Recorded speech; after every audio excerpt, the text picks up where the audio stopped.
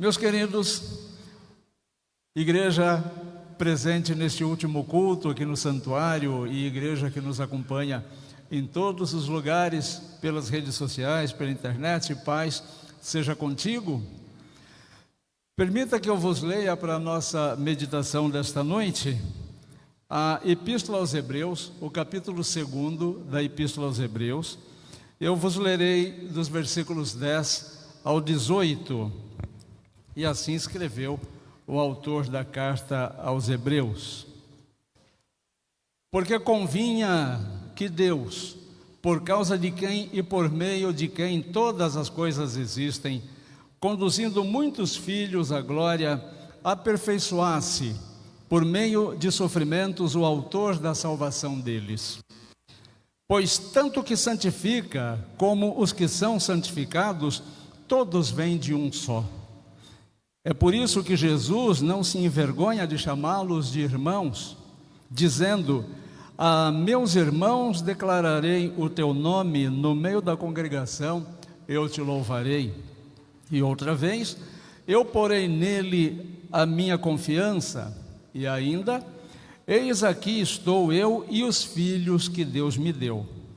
Visto, pois, que os filhos têm participação comum de carne e sangue, também Jesus, igualmente, participou dessas coisas, para que, por sua morte, destruísse aquele que tem o poder da morte, a saber, o diabo, e livrasse todos os que, pelo pavor da morte, estavam sujeitos à escravidão por toda a vida, pois ele, evidentemente, não socorre anjos, mas socorre a descendência de Abraão. Por isso mesmo, era necessário que em todas as coisas ele se tornasse semelhante aos irmãos, para ser misericordioso e fiel sumo sacerdote nas coisas referentes a Deus e para fazer propiciação pelos pecados pelo povo. Pois naquilo que ele mesmo sofreu, quando foi tentado, é poderoso para socorrer os que são tentados. Que Deus nos abençoe. O título da minha meditação é Irmão Presente. E é óbvio que esse irmão presente a quem me refiro é o glorioso Senhor Jesus Cristo. A vida, ela é um complexo de acontecimentos bons e ruins. Nem só acontecimentos bons, mas também nem só acontecimentos desagradáveis. E é justamente nos dias ruins, ou dias difíceis, como queiramos chamar, que nós descobrimos quem realmente está do nosso lado. Nos dias bons, ou chamados dias mais tranquilos, nós nem necessitamos tanto assim de que caminhe ao nosso lado, mas nos dias mais complexos, mais tensos das nossas vidas, nestes momentos, quando sequer temos tempo para pedir ajuda, nós podemos notar, nós podemos perceber quem está do nosso lado realmente fazendo diferença.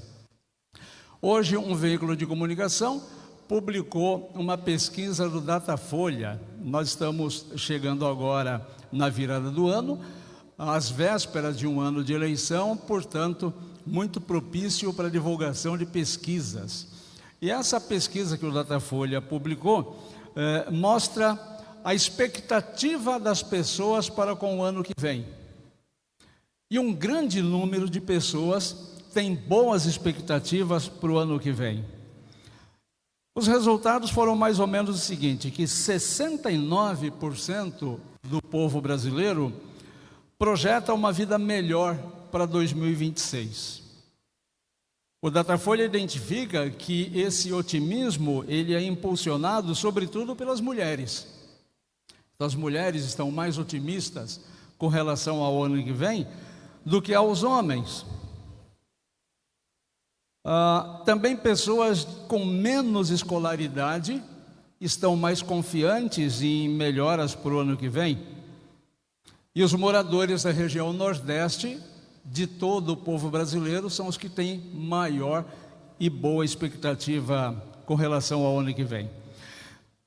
Com relação ao gênero, 74% das mulheres esperam uma melhora pessoal para o ano que vem, contra 65% dos homens. Por região, o Nordeste lidera com 75%. O Sul representa um índice menor e espera 65% da população um ano melhor para o ano que vem. Com relação à renda, é interessante também, porque quem ganha até 2 salários mínimos, este grupo que ganha até 2 salários mínimos, o otimismo chega a 72% das pessoas. Quem já recebe mais de 10 salários mínimos, que é o caso de vocês aqui, o índice cai para 61%. Então, quanto mais a pessoa ganha, menos ela está esperando o ano bom para 2026. O que me chamou a atenção nessa pesquisa, de fato, não foram os índices, os percentuais que eu acabei de compartilhar com vocês. O que me chamou a atenção em toda a demonstração da pesquisa foi que, em momento algum, os pesquisadores ou o próprio veículo de comunicação que compartilhou a pesquisa apontou o que é que as pessoas estão esperando melhorar para o ano que vem. Só disse que elas esperam um ano melhor, mas não disse em que sentido. O mais específico que a pesquisa mostra é que as mulheres, na questão da pessoalidade, como pessoas, elas esperam um ano melhor, mas também não indica que tipo de coisa, de situação melhor elas querem. Não ficou evidenciada a base para que essas pessoas sustentem as suas esperanças de mudança para o ano que vem. O que nós notamos, então, é que as pessoas querem, de fato, um ano de 2026 melhor. Eu assim desejo, e tenho certeza que vocês também, não é isso? Não queremos todos nós, 100%, um ano de 2026 muito melhor? Mas as pessoas não entendem direito ou não estão refletindo sobre como fazer 2026 ser melhor. Só querem que seja melhor. Mas como fazer? Que caminho seguir? Que postura que eu devo ter? Quais as práticas que eu devo assumir? Vamos fazer o seguinte, imagina aí por um momento na sua cabeça uma situação em que você se sente ou tem se sentido sobrecarregado. Você tem sentido aquela tonelada nos seus ombros, que tem feito você, principalmente para o final desse ano, segundo semestre, parece que você está carregando o mundo nas costas com um problema sério no trabalho, preocupações em família, algum medo aí que está tirando o teu sono, algum motivo que está paralisando você, faz com que você passe um bom período da noite que deveria ser usada pelo sono, olhando para a laje, ou acariciando o celular, porque o sono não vem. Quem sabe um sentimento de não ser compreendido pelas pessoas, isso também talvez tenha atribuído aos seus sentimentos um peso muito grande. A verdade é que um destes exemplos, ou qualquer outro que não foi citado aqui, faz com que todos nós, sem exceção, eu, em primeiro lugar talvez, e vocês, na mesma proporção, conheçamos dias assim. Nós conhecemos dias assim. Dias que têm feito com que nós nos sintamos sobrecarregados com algum assunto. Se eu dissesse para você agora, neste momento, que há alguém que entende tudo isso e que nunca te deixa sozinho. Se eu afirmasse para você agora que se você olhasse para esse ano de 2025 que está terminando, e eu dissesse para você com certeza absoluta que alguém te acompanhou em cada um destes momentos, ainda que talvez você não tenha notado a sua presença, e que certamente Ele continuará te acompanhando em cada momento destes que você vivenciou, como você se sentiria? No texto que eu vos li, Hebreus capítulo 2, versículos 12 a 18, nós vamos ver exatamente isso, que Jesus é o nosso irmão presente. É o irmão que está sempre do nosso lado. E é assim que eu queria que você visse Jesus nestes momentos de meditação. A primeira coisa que nós percebemos aqui, a partir desse texto, é evitar o risco de tirar lições para as nossas vidas, antes de entender o que a Bíblia estava falando de verdade para aquelas pessoas daquela época, que eram pessoas com tantos problemas quanto qualquer um de nós. Os problemas da humanidade são exatamente sempre os mesmos, só mudam as épocas, porque os problemas normalmente são gerados por práticas pecaminosas, são gerados por corações pesados, por corações distanciados de Deus, e aí consequentemente se tornam corações com nível de sofrimento maior. Então, o que o autor de Hebreus estava dizendo para o autor daquela época é exatamente o que nós precisamos entender hoje. A carta foi escrita para cristãos que estavam cansados. É o seu caso? Você anda cansado ou cansada de tanta luta? Os cristãos da igreja daquela época estavam desanimados. Eu já encontrei um punhado de gente desanimada. Hoje à tarde eu estava até conversando com a Ritinha, até sobre mim bateu um desânimo. E aí eu comecei a murmurar, e aí veio a minha esposa, que é essa mulher maravilhosa aqui, já me puxou a orelha, me deu uma sacudida, pegou aquele chicotinho que ela usa todo, não, chicotinho não, essa parte não era para falar, né? Mas ela me botou no eixo novamente e me botou para pensar, e eu disse, você tem razão. Naquela época as pessoas estavam sendo perseguidas por sustentar a sua fé em Jesus. Já não é tanto o caso de nós brasileiros, porque em não poucos momentos nós preferimos ficar da cor do mundo do que confrontar o mundo sustentando a nossa fé em Jesus. Então talvez a perseguição ainda não seja tão sentida nos nossos tempos. Mas os cristãos daquela época, em muitos momentos, pensavam em desistir, abandonar a comunidade, sair da igreja. Alguns cristãos naquela época, eles pensavam coisas que nós pensamos hoje, como por exemplo, poxa vida, depois que eu comecei a me envolver com Deus, parece que os problemas aumentaram. Isso é verdade. Quando nós começamos a nos envolver com Deus, os problemas realmente aumentam. Porque aquela pessoinha que estava controlando a tua vida não quer que você tenha comunhão com Deus. Então ela vai espalhar um punhado de cascas de banana para você escorregar, achar que você está escorregando porque está indo de encontro a Deus, quando isso não é verdade. Ele joga as cascas de banana para tirar você da comunhão com Deus e para que você permaneça onde você já estava, sob o domínio dele, das coisas dele, do estilo de vida dele, que é o estilo que ele coloca para dominar todo mundo.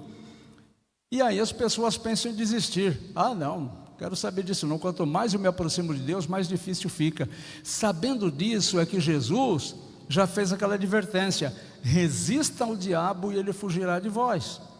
Então quando vem as dificuldades e nós resistimos a essas dificuldades, nós somos tremendamente abençoados depois. Esse autor da carta aos Hebreus, eles mostram que a luta daquelas pessoas eram grandes, assim como grandes são as nossas lutas também. E aí ele passa a mostrar então para os seus leitores que Jesus entende o que aquelas pessoas estavam passando.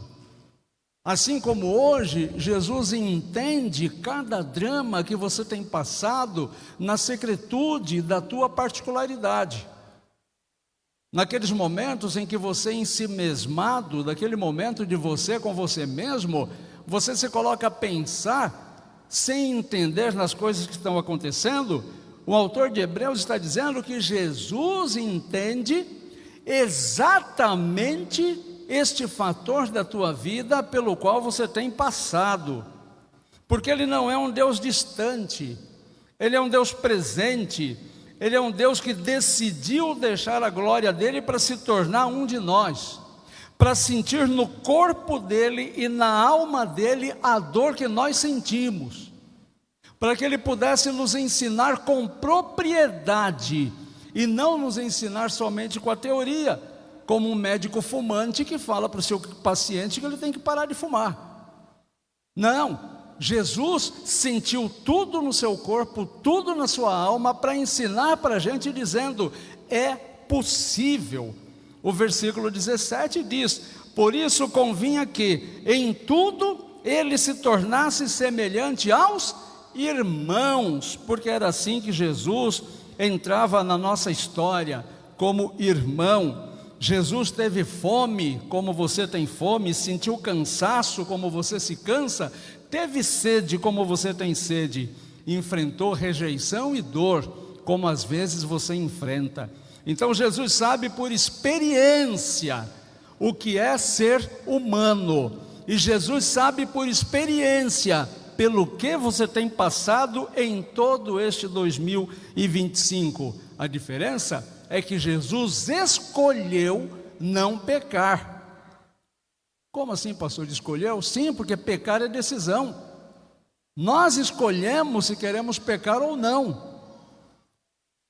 Quando nós falamos: eu não consegui resistir, vem a palavra de Deus e nos diz que junto com a tentação, Deus coloca uma porta para que nós possamos suportar e sair dali. O próprio diabo, ninguém pode acusar o diabo do pecado. Ele pode ser culpado de ter desejado um dia ser igual a Deus, ele pode ser acusado de ter seduzido Eva, mas o diabo nunca poderá ser acusado de ter pecado no nosso lugar. Ele sugere a mim o pecado, e eu decido se eu quero ouvir a voz do diabo na minha vida ou não. Então Jesus, sabendo pelo que nós passamos e como ele resistiu, ele nos mostra por amor que ele se entregou na cruz no nosso lugar, vencendo aquilo que mais pesava sobre a humanidade, o pecado e consequentemente o medo e a morte. Na nossa vida, quase que 100% dos medos, principalmente da morte que nós temos, é consequência do pecado. Um segundo momento do texto nos mostra que Jesus é o nosso verdadeiro irmão. E se Jesus é como de fato é o nosso verdadeiro irmão, então nós podemos conversar com Jesus com a intimidade que nós conversamos com o irmão querido. Nós podemos abrir o nosso coração para Ele e mostrar para Ele o que está pesando no meu coração, no teu coração. Então, neste momento da minha meditação, eu queria que você pensasse em alguma coisa que está pesando no teu coração, que tem pesado no teu coração, e com certeza absoluta tem alguma coisinha aí, porque se não tivesse, você já teria sido arrebatado para o céu, e eu ia ficar preocupado de ter ficado aqui. Então, com certeza absoluta, cada um que está me ouvindo tem alguma coisinha que inquieta o seu coração. Então, presta atenção nessa coisinha aí. O que está te preocupando? Vou te ajudar a pensar, a escolher essas coisas. É preocupação financeira? É medo de faltar dinheiro? Você tem achado que sua vida se resume a isso? A dinheiro? Quanto mais você tem, mais você vai precisar. Isso te leva inclusive a trabalhar aos domingos e te afastar da comunhão? O dinheiro que você ganha no domingo não te torna mais rico. E se você deixar de ganhá-lo no domingo, você não ficará mais pobre. É dinheiro que está te incomodando? Talvez uma doença? Uma enfermidade? É isso que pensa o coração? É essa a prioridade da vida? Eu falei há pouco tempo e teve gente que ficou chocada quando eu disse que a prioridade de Jesus não era curar o corpo, era salvar o espírito. Porque se você pensar, as pessoas que Jesus curou e as pessoas inclusive que Jesus ressuscitou, logo depois tiveram que provar a morte. Todas as pessoas que Jesus curou, o paralítico que ele fez andar, o cego que ele fez enxergar, o Lázaro que ele fez ressuscitar dentre os mortos, a Talita Cumi que ele fez levantar, a menina que ele fez levantar do sono da morte. Todas aquelas pessoas tiveram que provar a morte, todas elas, inclusive Jesus, porque ao ser humano está destinado a morrer uma única vez. Então é a doença que tem tomado o seu coração, talvez um relacionamento que não está indo bem, e você não sabe como conduzir esse relacionamento. E o relacionamento que eu me refiro aqui não é só entre homem e mulher, o relacionamento erótico, não. Eu estou dizendo relacionamento no sentido amplo, pais com filhos, irmãos com irmãos. Eu trabalhei com um amigo que ele disse que há mais de 20 anos ele não conversava com o irmão dele. Aí você vai dizer, normal. Tá, só que eles moravam dentro da mesma casa. Ambos eram solteiros. E há mais de 20 anos eles não se conversavam. Até o dia em que eles participaram de um retiro, e neste retiro o coração de ambos foi quebrantado e eles voltaram a conversar. Então é um relacionamento que não está indo bem, que pesa na sua vida. Sentir uma aflição, essas coisas têm afastado você de Deus, um hábito, uma coisa que você faz recorrentemente, que você sabe que é errado e por isso você pratica esse hábito em segredo, em secreto, e isso tem te afastado de Deus, você não consegue se libertar dele, você já está aprisionado a ele. É isso que tem pesado o seu coração, faz você se sentir derrotado ou derrotada. O texto que eu vos li hoje nos lembra que Jesus sabe exatamente o que é ser tentado, porque Jesus foi tentado por igual forma de todas as maneiras. Jesus sabe o que é sentir aflição. Jesus soube também o que é passar por momentos difíceis. Por isso você pode ser sincero com este irmão chamado Jesus Cristo. Por isso você pode compartilhar com este irmão essa dificuldade que pesa no teu coração. Você pode ser sincero, você não precisa esconder a sua dor de Jesus. Você não precisa fingir força para Jesus, porque Ele sabe exatamente o que vai no teu coração. Você não precisa para Jesus mascarar os teus sentimentos, porque Ele conhece profundamente todos os teus sentimentos. Quando você ora, Jesus, como nosso irmão, está presente e entende a luta que você tem lutado, porque Jesus já passou por todas estas coisas. Ele sabe o que dói, e mesmo sabendo o que dói na gente, Ele está do nosso lado, prontinho para ajudar, se você assim clamar pela sua ajuda. Uma terceira e última lição desse texto maravilhoso é que a presença de Jesus perto de nós muda o jeito com que a gente encara a vida, muda o jeito como nós nos relacionamos. O texto nos convida a uma verdadeira amizade com Jesus. Aqui neste ponto da minha meditação eu queria que você pensasse sobre isso. Você é um amigo, uma amiga de verdade de Jesus? Se Jesus está à sua disposição para ser o seu amigo verdadeiro, o amigo que está presente, o amigo que não te julga, que compreende pelo que você está passando, que quer te libertar desse inconveniente que você tem vivido às vezes, o caminho de volta é o mesmo. Você tem sido um amigo, uma amiga leal para Jesus? Talvez você tenha pensado aí que neste momento você não precise enfrentar o sofrimento ou a tentação que você está enfrentando, e de fato não precisa, embora vivencie isso. A questão então passa a ser que você não precisa passar por este momento sozinho, porque tem coisa que você não comenta com a esposa, tem coisa que você não comenta com o marido, tem inseguranças que você não deixa transparecer para os seus filhos, e tem dúvidas que você não compartilha com seus pais. Isso não significa que você tem que caminhar a sua vida sozinho, de forma alguma. Nós podemos pedir a Jesus a força dele e a graça dele para hoje, para que nós possamos viver um dia de cada vez na presença de Jesus. Mais do que um Salvador distante, meus irmãos, Jesus quer ser o seu companheiro diário, em todos os momentos, no trabalho, na tua casa, nos seus momentos de alegria, nos seus momentos de tristeza, até naqueles momentos de raiva pura e cristalina. Jesus quer ser o seu parceiro nesses momentos também. Quando nós abrimos o coração para Jesus de verdade, muito embora Jesus já saiba o que vai no nosso coração, mas é importante que nós o saibamos para que possamos confessar a Jesus e mostrar a Jesus que estamos na mesma página. Quando nós fazemos isso, mais do que um Salvador distante, nós temos esse companheiro diário. Nós temos esse Jesus, irmão, que caminha conosco nos momentos de grande alegria e nos momentos de grande tristeza.